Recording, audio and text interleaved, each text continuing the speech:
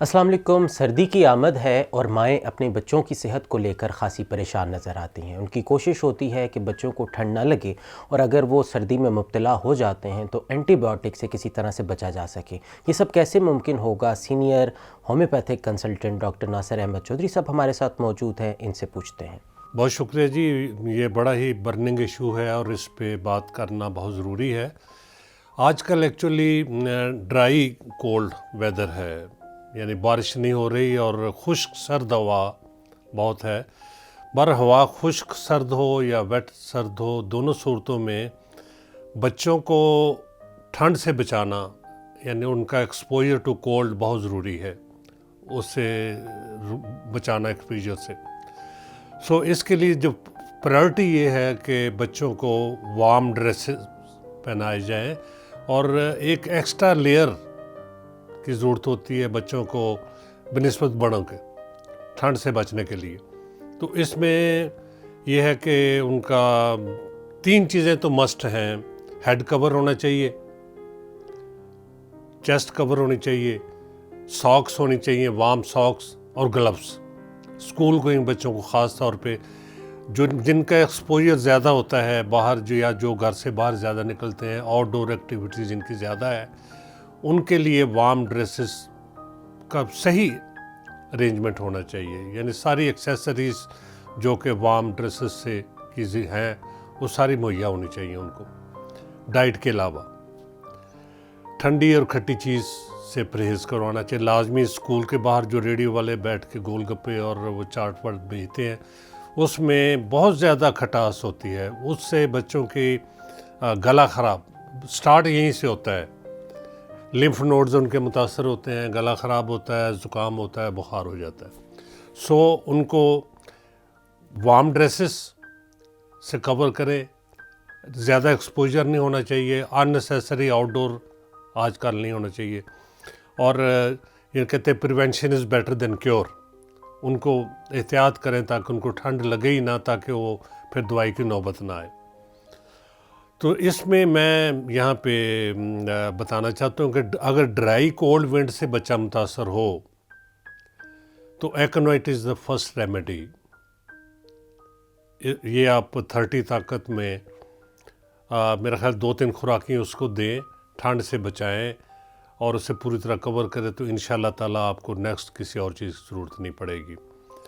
अगर बारिश का मौसम हो, बच्चा बारिश में भीग जाए, वेट वेदर हो, तो फिर एक्नोइट की बजाय रस्टाक्स काम करती है। रस्टाक्स भी 30 में स्टार्ट लें आप। इसकी भी 2-3 डोजेज़ उसको आधे घंटे के वक्फे से, that will be consider 1 dose, आधे घंटे के वक्फे से दें और इंशाल्लाह ताला जो ज़ुकाम की कैफियत है, गला ख़राब की कैफियत है, ठंड लगने से बुखार की कैफियत है, वो सारी इंशाल्लाह इसमें कवर हो जाएंगी। इसके अलावा ये होता है कि अगर बच्चा छींके ज़्यादा मारे, स्नीजिंग ज़्यादा हो, और स्नीजिंग ये इंटरेस्टिंग चीज़ है नोट करने वाली कि बच्चे का नाक बंद है, मुंह खोल के बोलता है, लेकिन वाटरी नोज़ है, नाक से पतला पानी बह रहा है, और हॉर्सनेस है। हॉर्सनेस रस्टाक्स में भी पाई जाती है। रस्टाक्स में भी बच्चे की आवाज़ बड़ी भद्दी हो, यानी बड़ा हो या बच्चा हो, आवाज़ बदल जाती है। इसमें पर्टिकुलरली आवाज़ मुतासर होती है और छींकें आती हैं बहुत ज़्यादा। इसी तरह सलेशिया एक बहुत बेहतरीन रेमेडी है। सलेशिया का ऐसे बच्चे जो those who are very sensitive to the cold, बच्चे हो या बड़े, उनके लिए सलेशिया बहुत बेहतरीन रेमेडी है। इसका पेशेंट बड़ा चिल्ली होता है, कमरे में दाखिल होता है और जहाँ हीटर पड़ा होता है, आग जल रही होती है, वो दौड़ के सबसे कहेगा साइड पे हो जाए, मैं इसके करीब तरीन बैठूंगा, हग्स द फायर। और वो हालांकि उसने इंतहाई गर्म कपड़े पहने होंगे, यानी सर भी कवर किया होगा, टोपी पहनी होगी, पूरे वार्म ड्रेसअप होगा, फिर भी आग के पास बैठना पसंद करेगा। He is very chilly. वजह उसकी ये है कि वाइटल हीट की कमी है उसमें। तो बच्चा भी वो जो सेंसिटिव टू कोल्ड होता है, ख़ास तौर पे कहते हैं कि बच्चे के टॉन्सिल्स हो गए, लिम्फ नोड्स बन गए, इन्फेक्शन किसी भी किस्म की हो, तो बच्चे के मुतासर होने के चांसेस ज़्यादा होते हैं, फीवरिश होने के चांसेस ज़्यादा होते हैं। और हमारे यहाँ ये ट्रेंड है कि ज़रा से तबीयत ख़राब हुई, घर में जो भी एंटीबायोटिक हुई बच्चे को दे दी।